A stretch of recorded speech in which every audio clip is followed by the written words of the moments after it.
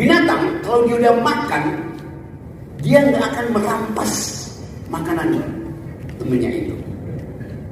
Koruptor udah kenyang, masih merampas yang bukan punya dia makan.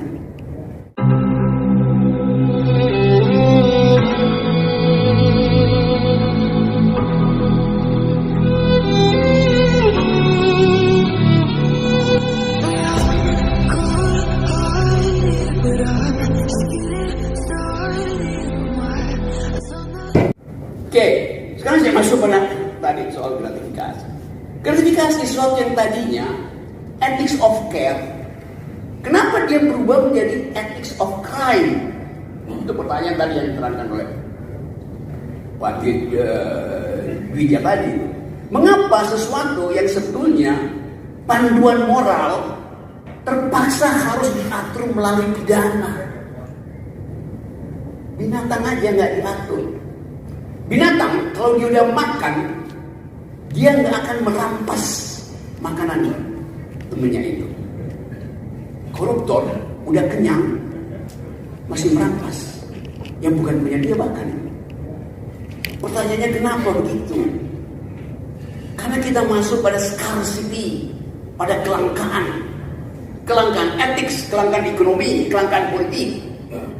Kan itu semua yang kita sebut sebagai ekosistem yang membusukkan moral manusia. Anda bayangkan, dua tetangga pakai tembok besar, nggak ada percakapan di Jakarta.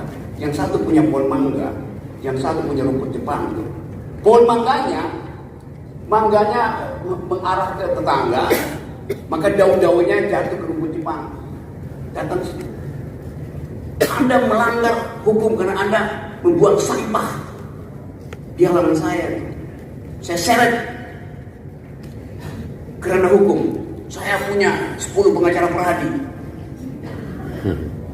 Anda bayangkan hal yang bisa diselesaikan dengan percakapan. Begini ya Pak ya. Ya itu, ya pohon mangga saya itu memang udah tua sehingga cabangnya itu jatuh dan jatuhlah di situ. Daun-daun di situ begini ya kita bikin perjanjian. Kalau yang jatuh di daun di situ, maafin saya. Kalau yang jatuh buahnya buat Mbak aja. Ethics of care-nya jalan. Tidak perlu begitu ke persidangan kan. Jadi percakapan kemanusiaan batal dan karena itu orang mesti dituntun oleh pidana.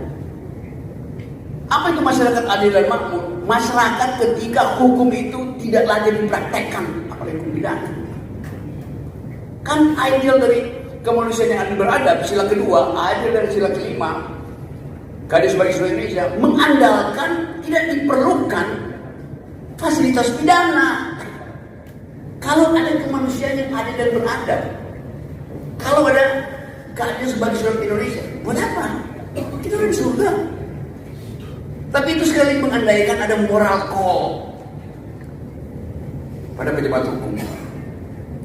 Nah kita mau lihat itu di dalam latar belakang apa yang menyebabkan moral call itu hilang itu. Satu adalah sistem kapitalis. Bagian dari kejahatan kapitalisme adalah memastikan bahwa ada yang mesti dieksploitasi. Logika keputusan dari eksploitasi. Market ekonomi mesti pindah menjadi market kriminologi itu.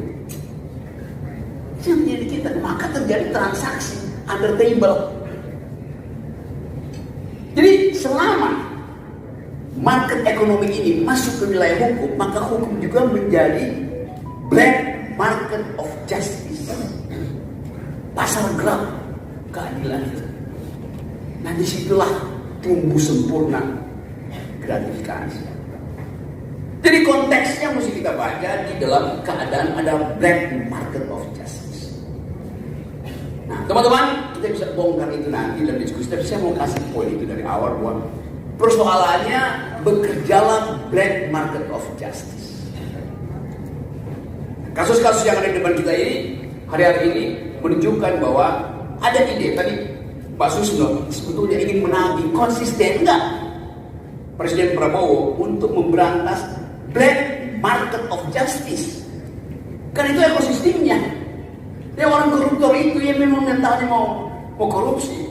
Orang yang punya yang mental punya. Tetapi ekosistem ini membiarkan mereka sehingga mereka bertambah justru. Jadi kelihatannya itu. Dan sekarang ada kasus Beli, kasus apa namanya, kausa celebran, kasus yang sedang diselebratikan, yaitu Menteri Budi Ari itu dipanggil oleh Baris Krim. Apapunnya. Menteri pertama di kabinet Prabowo yang dipanggil oleh Baris Krim.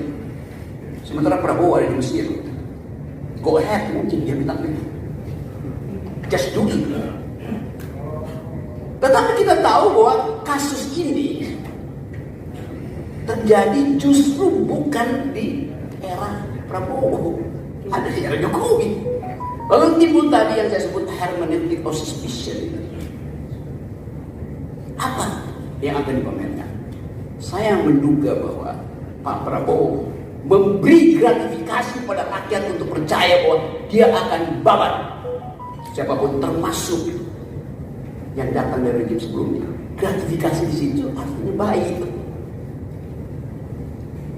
Kan itu yang kita inginkan kan? Kita ingin lihat dalam tanda petik good gratification. Jadi sekali lagi banyak hal nanti kita diskusi, dan kalau ditanya lalu solusinya apa? Solusinya adalah para pengacara pakai prinsip dia itu tahu. Mari beracara walaupun tanpa uang.